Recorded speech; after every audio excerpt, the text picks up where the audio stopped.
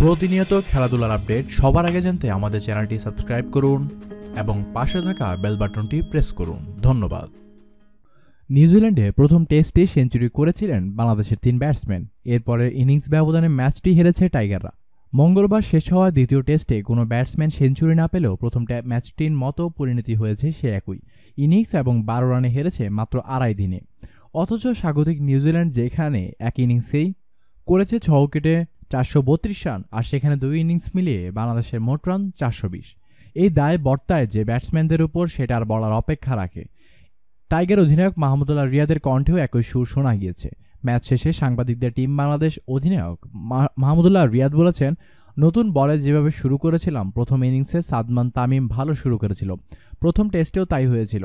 ইনিংসের মাঝে ওয়েগনার যখন বাউন্সার থিওরি কাজে লাগাতে শুরু করলো, কিছুক্ষণ ভালো খেলার পর আর পারিনি। আর একটু সাহস নিয়ে খেলতে হবে। দ্বিধায় থেকে আমরা অনেক ব্যাটসম্যান নিয়ে ভুল করেছি, দোনোমনায় ভুগছি, মারবো কি মারবো না। আমাদের ব্যাটসম্যানদের আর দায়িত্বশীল হতে হবে। অনভিজ্ঞ নতুন আক্রমণ বোলিংয়ে পেসারদের দোষ দিয়ে লাভ নেই, ব্যাটসম্যানদের দোষই বেশি। আড়াই দিনে আমরা দুবার অল আউট হয়েছি, যেটা খুবই হতাশার।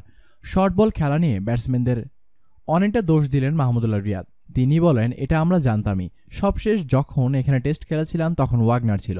বাংলাদেশে খেলতে গেলে প্রতিপক্ষ আমাদের স্পিনারদের নিয়ে চিন্তা করে। উইকেটে আমাদের স্পিনারদের জন্য বাড়তি সুবিধা থাকে। এখানে ওদের বলাররা পিচের সুবিধা কাজে লাগাতে পেরেছে, আমরা তা পারিনি। তবে বাংলাদেশ ক্রিকেট দল নিয়ে একেবারে হতাশ নন অধিনায়ক মাহমুদুল্লাহ। টাইগার অধিনায়কের মতে ক্রাইস্টচার্চ টেস্টে ঘুরে দাঁড়াতে পারে বাংলাদেশ। মাহমুদুল্লাহ বলেছেন, বিশ্বাস করি যে আমাদের ব্যাটসম্যানদের স্কিল আছে ওদের কৌশল সামলানোর। যেটা বললাম, দ্বিধার মধ্যে অনেক সিদ্ধান্ত নিয়েছি, যার কারণে আমাদের এমনটা হয়েছে। প্রথম ইনিংসের কথা যদি বলি, আমি দ্বিধায় ছিলাম মারবো কি মারবো না। এরপর আউট হয়ে গিয়েছি। এগুলো নিয়ে পরিষ্কার থাকলে আরও ভালো ফল পাওয়া সম্ভব হতো। ধন্যবাদ জানাচ্ছি আপনাকে এতক্ষণ সাথে থেকে খবরটি জানার জন্য।